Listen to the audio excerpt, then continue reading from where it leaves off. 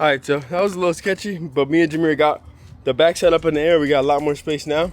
Now we're gonna jack the front end up so we can put these the jack stands. So we got a higher platform. We can get underneath it, do what we gotta do.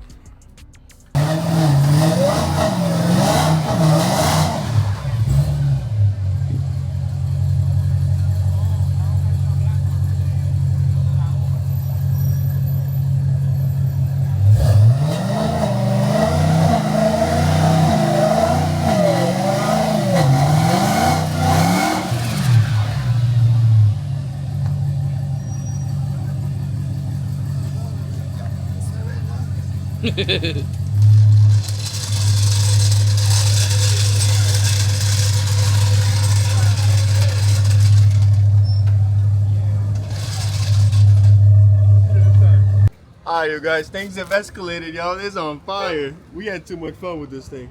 Yeah, so the cops came up, tried giving us a hard time, but we good. Anyways, Rome and his boys are gonna swap all these tires. Mickey S's, I don't ever want to see these tires ever again in my car. Way too small.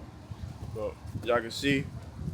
Sorry, James. We're gonna fix up the paint. It's only rubber. Look at the inside of the wheel well. We had a little bit too much fun, but that's fine.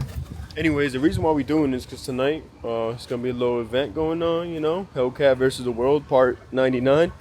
All right, so we're at the local Harbor Freight store. We've returned our old jacks because there was a recall on them. So now he said just swap them out. We're gonna take these to match a brand new gray jack. And let's go back to the Mustang. We got the filter and everything else we need. Hopefully to get this oil change and take care of anything else we need.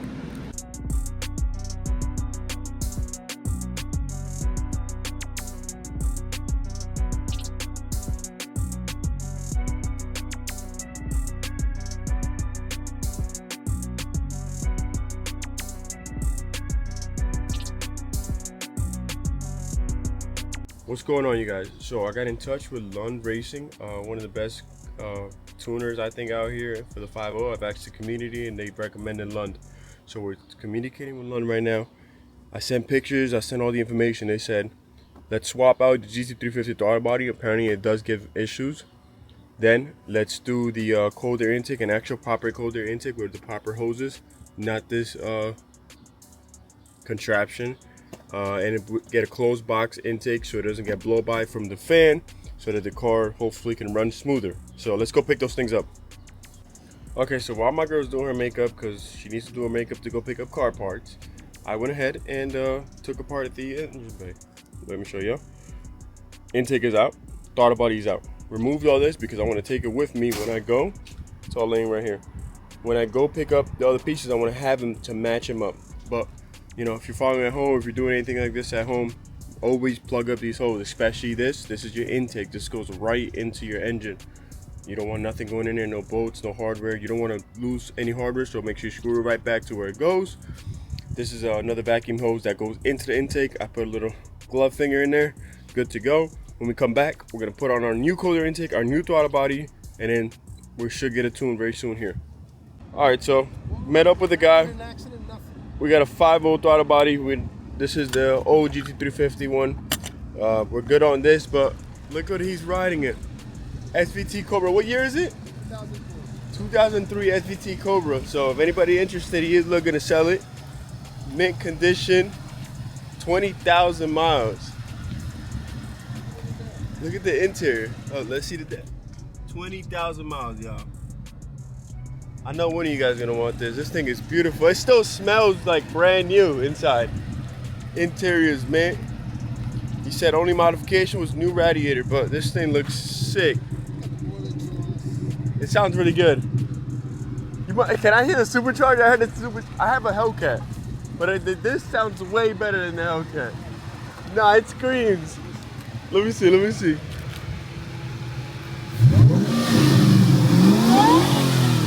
That thing sounds so good. I love it. All right, he's off with the Cobra, and now we have an actual 5.0 throttle body. And just by comparison, I'm gonna put these here just so we can see. Just by comparison, like this is a much different size throttle body. Obviously, this is probably like a 108 or something. This one, the GT350, it is bigger, as you can see. This one fits into it. It's a little bigger. Connections, electric connections are the same. So hopefully this takes care of some of the issues that we've been having. let's go pick up the cold air intake that we're getting. Another Facebook Marketplace deal. First off, me and my girl, we're gonna grab some food. She's been riding with me. She's hungry, so it's kind of what I gotta, the price I gotta play. Price I got to pay. All right, let's go. As y'all can see, we're in traffic right now, en route, trying to. We're gonna go pick up the cold air intake. It's a brand new, never used, never opened cold air intake. I believe it's a JLT, which is the same one we have on the Hellcat. So it'll be nice. It's a good brand. Heard good reviews about it. We're gonna put on the throttle body, the 501 we have, and now we're gonna put on this new cold air intake, and we'll turn on the car, see how it runs. But Lund Tuning, they're gonna send me a revised tune for 93 pump, so we gotta make sure everything's in order before they actually send me the tune. Shout out to Lund Tuning, they're helping me diagnose exactly what's going on with this car, and hopefully very soon here we'll have a good running car, well, better running car. Go. All right, so this is the JLT intake, one part of it. So this is the piece that he's missing. He doesn't have the rubber coupler that goes from 3.5 to 4 inch, 4.5 actually. So I need something that goes in between. That's why we got this piece that goes from here onto here. And this is temporary. I'm gonna order the right one from JLT just so I can get it on for today. And I'm gonna order the right one, and then this one goes on top of it, like this.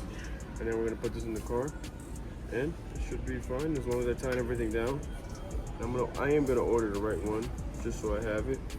It's got a good seal around the whole thing. Let's go put this on the car. Come on, let's go.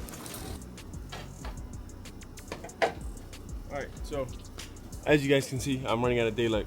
Just got back from doing all those Facebook Marketplace runs. As you guys saw, normal 5.0 throttle body we got, JLT cold air intake with our contraption. It's a temporary piece just to make it work for the next few, probably week or two, so we can get a tune on it. I am gonna get the JLT, proper coupler sleeve, but let's assemble everything and maybe let's fire it up, see if it does anything differently. So first things first, we're gonna start off from the top. Throttle body goes on, sleeve, JLT cold air intake with the box.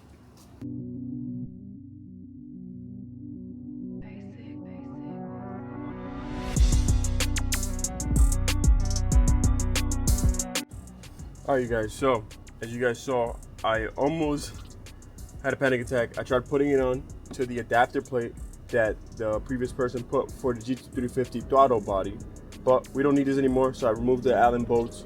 No big deal. We're gonna do a direct mount right onto the Boss 302 high ram intake. Then we're gonna put the coupling piece. Then we're gonna put the JLT closed box intake.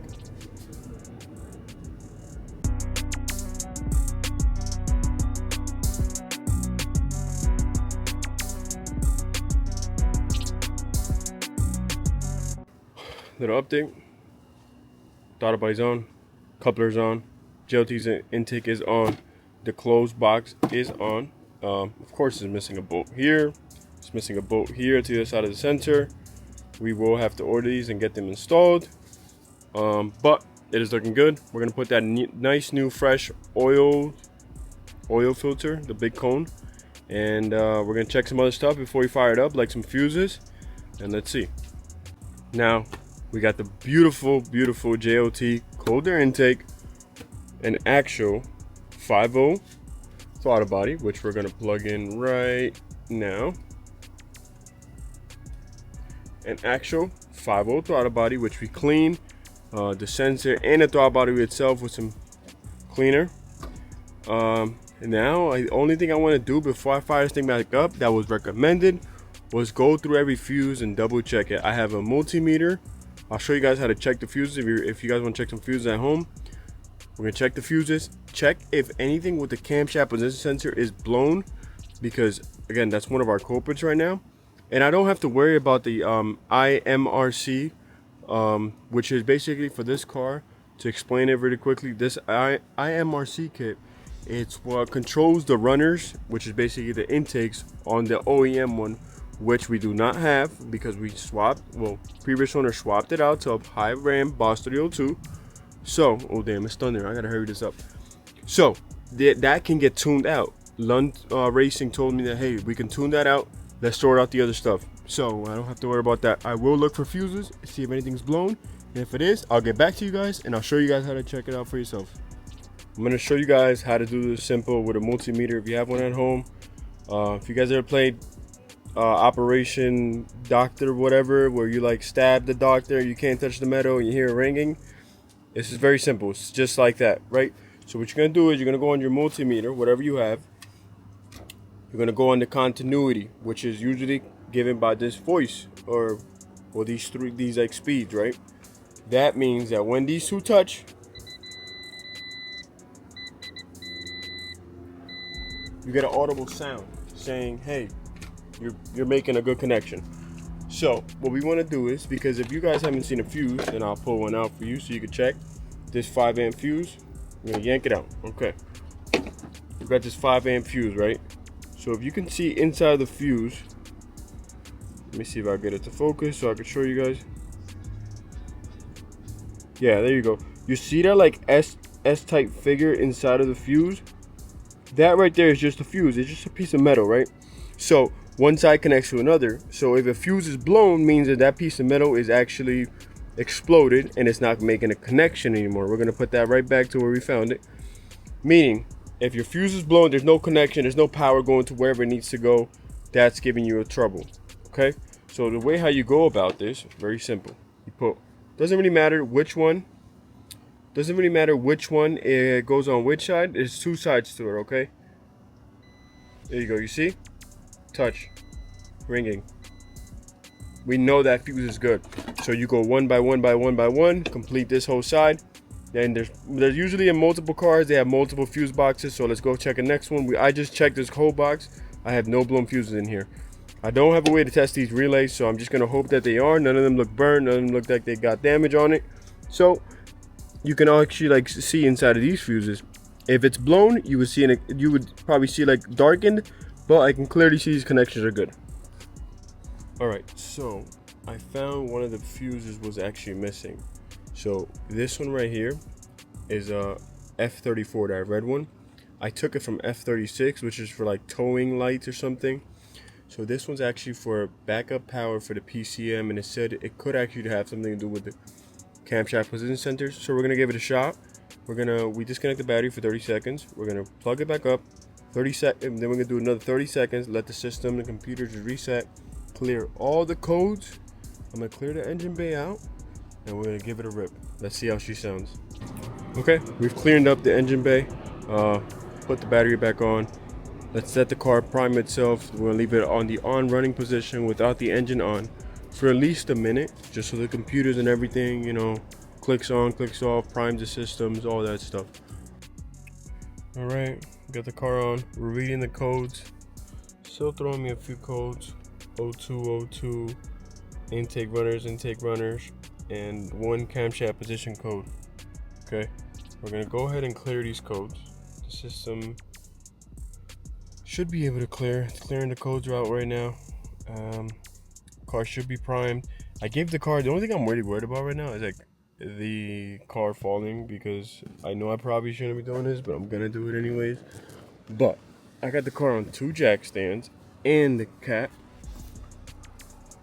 So, and it's also on ramps in the rear, so I was a little bit scared of that, but I put a cat in the front, 2 jack stands, ramps in the back, give it a good wiggle test. I'm shaking the fuck out of it just in case if it falls, but if it does, I already have, like I said, the car jack in the front underneath the engine, just in case if it has to catch it, it will. All right, well, let's give this a go without further ado. Let's fire her up. All right, she is on. It started pretty loud. I'm sorry, the camera just happened to take a poopy on me, but it started pretty loud. I'm a little nervous.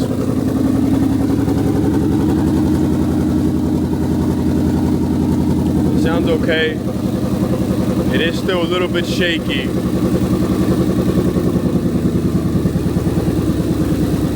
It's idling down.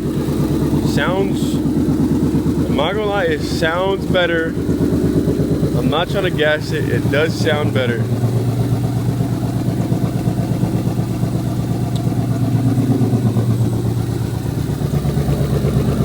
Put some more gas in it because it only had like it said 1 mile till empty.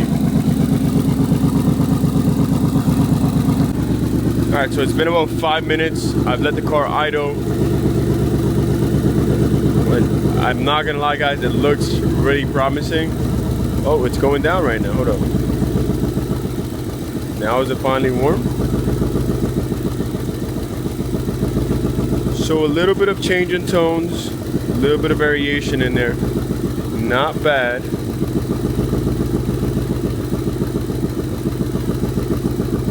Again, but I think this is coming down to the tune, which is what we're gonna get to.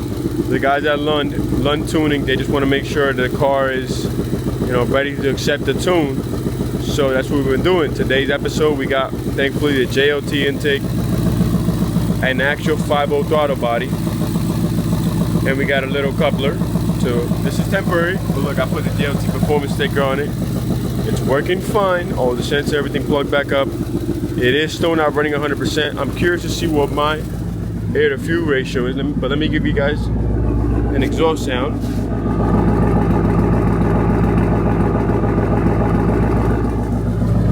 Here's the other side. It sounds good, it sounds steady. Still just a little bit of a misfire. I can just very faintly hear it. No check engine lights came back on since we cleared the codes, which is good. All right, let's see. I'm curious to see what my air to fuel ratio is. Charging system service now. Okay, interesting. That wasn't there before. Door open. Okay, I'm not worried about that. Let's go to gauge mode. This is no air to fuel ratio 9.7. So you see 9.9, 9.7. It's still running too rich.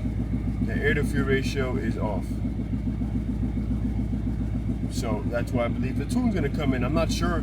The guy said this car is tuned for E85, but the thing is, guys, so through my own research, if I do put E85 on this car, it's gonna make that number go lower to like possibly like an 8 or maybe even like a high 7.